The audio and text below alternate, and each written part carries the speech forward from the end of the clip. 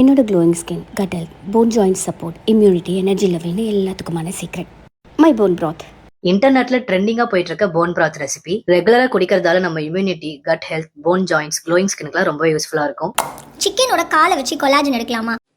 இதெல்லாம் எதுவும் தேவைன்ற உண்மையை உடைக்கலாமா?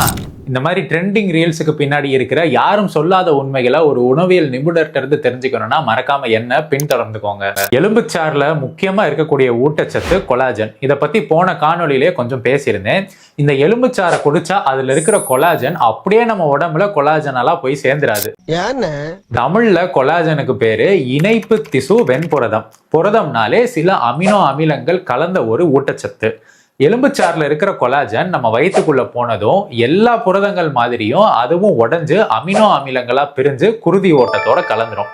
அதுக்கப்புறம் உடம்பு திசுக்கள், இயக்க நீர்கள் போன்ற உற்பத்திகளுக்கு பயன்படுத்திக்கிறோம். அதுல கொலாஜன் உற்பத்தியும் ஒண்ணு. கொலாஜன் உற்பத்திக்கு அடிப்படை தேவை புரோலின், கிளைசின், ஹைட்ராக்சி புரோலின் என்ற 3 வகையான அமினோ அமிலங்கள் தான்.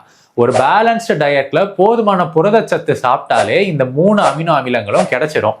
அதை வச்சே நம்ம உடம்பு கொலாஜனையும் உற்பத்தி பண்ணிடும். அப்படியே எலும்புச்சாறு தான் குடிப்பேன் நீங்க குடிச்சாலும் சி உயிர் சத்தும், துத்தநாகம், தாமிரம், மங்கனம், இரும்பு மற்றும் மணல் போன்ற கனிமச்சத்துகளோட உதவி இருந்தாதான் உங்க உடம்பால போதுமான மற்றும் தரமான கொலாஜனை உற்பத்தி பண்ண முடியும். போன் பிராத்ல இந்த ஊட்டச்சத்துக்கள்லாம் கிடையாது. அதுக்கு நீங்க விதை, கொட்டை, கீரை மற்றும் பயறு வகை உணவுகளை சாப்பிடணும்.